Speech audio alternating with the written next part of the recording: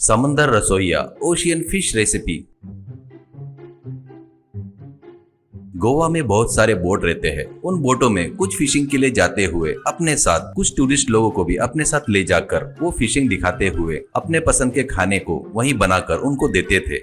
ऐसे ही रहते हुए गोवा में राठौड़ बोलकर एक व्यक्ति को फिशिंग बोट रहती है। उसमें कुछ लोगों को कभी कभी ले जाकर फिशिंग भी करते थे। ऐसे ही रहते हुए एक दिन उसके पास उसका दोस्त पंत करके एक व्यक्ति नौकरी के लिए आता है। राठौड़ अच्छी नौकरी है कहकर अपने बोट में खाना बनाने के लिए उसको रखता है। पगार कम दे रहा था तो भी समुद्र में उसका खाना पसंद आकर टूरिस्ट लोग उसको पैसे देते रहने से पंत उसमें ही समाधान हो जाता था। ऐसे ही रहते हुए एक दिन पंत के पास राठौड़ आकर, क्या रे भाई, 10,000 रुपए उधार दे दे, अगले महीने दे दूंगा तेरे को, ऐसा कहता है। पंत, हे बोट का मालिक तू है, तू मुझे पैसे देने के बजाय मुझसे ही मांग रहा है। अब तक कितने बार लिया मेरे से पैसे, पर एक बार भी वापस नहीं किया। जाने दे, तकलीफ में है करके सोचा। उस दिन तेरे को बार के पास देखा तभी समझ गया। ऊपर से अब तू कस्टमरों के बैग में से पैसे चोरी करता है। शर्म नहीं आ रही क्या तेरे को? इसके बदले समुद्र में कूद कर मर क्यों नहीं जाता रे? ऐसा कहता है। राठौड़ नाराज होकर बाजू में चला जाता है। इतने में टूरिस्ट लोग सभी लोग उस बोट में चढ़ते हैं। उनको समुद्र में घुमाते हुए पंत उनको हर तरह की मछलियां तैर रही है वो दिखा रहा था। पंत जिस तरीके से बता रहा था वो पसंद आकर कुछ कस्टमर उसको पैसे भी देते हैं।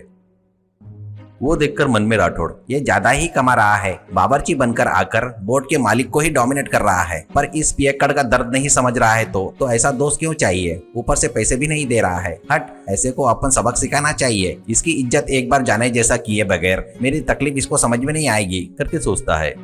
ऐसे कुछ देर बाद राठौड़ कीर्ति करके कस्टमर का बेंच पर रखे बैग के पास चुपचाप जाकर बैठ जाता है। कीर्ति डॉल्फिन उड़ रही थी तो बोट में से फोटो निकाल रही थी। तब राठौड़ चुपचाप उसका बैग चोरी करता है। उसके बाद बाजू में चला जाता है।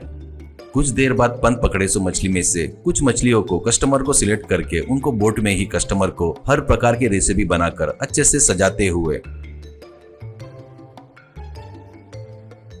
वहां के सभी कस्टमर को सर्व कर रहा था। उस खाने को बोट में सभी लोग बड़े चाव से खा रहे थे। इतने में कुछ देर में कीर्ति अपने बैग को ढूंढती है तो वो नहीं दिखता। वो सब देखकर कीर्ति से पंत, क्या हुआ मैडम, एनीथिंग इज मिसिंग? ऐसा कहता है। कीर्ति, हाँ जी, मेरा फूड बैग मिस हो गया है। मुझे बाहर का खाना नहीं जमता, इसलिए साथ में लेकर आई थी मैं। डॉल्फिन के फोटो खींचते वक्त मिस हुआ, वही समझ में नहीं आ रहा है, ऐसा कहती है। तो वहाँ पर आकर राठौड़, क्या रे पंत, बोट का मालिक हूँ तो अच्छा है करके तेरे को सब संभालने को दिया, तो ऐसे सामान कैसे जा रहा है रे? एक बार सभी कस्टमरों को चेक करेंगे क्या? ऐसा कहता है। इससे पंत को राठौड़ पर शक होता है। फिर भी कुछ भी नहीं कहते हुए कीर्ति से पंत, मैडम गलत मत मानना, तुम्हारे बैग में सिर्फ डब्बा था ना और थोड़ा सा पैसा भी था ऐसी बोल रही हो। वो कहीं नहीं जाएगा। हमारे बोट में एक चोर चूहा है, वही लिया होगा। उसको जमकर धोकर आपका बैग आपको देता लो, ठीक है? सभी कस्टमर को चेक किए तो सबको अपमान किए जैसा होगा मैडम। मैं जबरदस्त खाना बनाता हूँ करके हमारे सभी लोग कहते हैं। एक बार मेरे हाथों से खाना खाकर देखिए प्लीज, वो आपके लिए कॉम्प्लीमेंट ही है करके रिक्वेस्ट करने से कीर्ति ठीक है कहती है। इससे पंत तभी समुद्र में पकड़े मछली को लेकर बढ़िया तंदूर फ्राई करके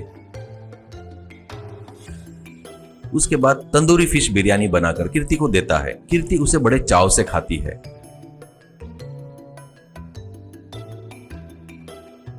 वो खाकर कुछ देर बाद पंत से कीर्ति, वाह मैन, सुपर, फर्स्ट टाइम मैंने इतना खाना खाया है। वेरी गुड वेरी गुड, अगली बार आई तो तेरे बोट में ही चढ़ूंगी और तेरे हाथों से ही तंदूरी फिश बिरयानी खाऊंगी, ऐसा कहती है। उसके बाद पंत और बोट को कवर करने वाले लड़के मिलकर बाजू में खड़ा राठौड़ को ले जाकर उसकी जमकर धुलाई करते हैं। उसके बाद राठौड़ से पंत, क्या रे बेवकूफ, हमको ही अपने जैसा बेवकूफ समझा क्या? चोर है करके बुलाकर लोगों के बीच में बेशरम बनकर घूमता सोच रहा है क्या? ईमानदारी से तू उस लड़की के पास से लिया हुआ बैग नहीं दिया तो तुझे पक्का समुद्र में फेंक देंगे। पहले ही ये शार्क घूमने वाला एरिया है, सोच ले।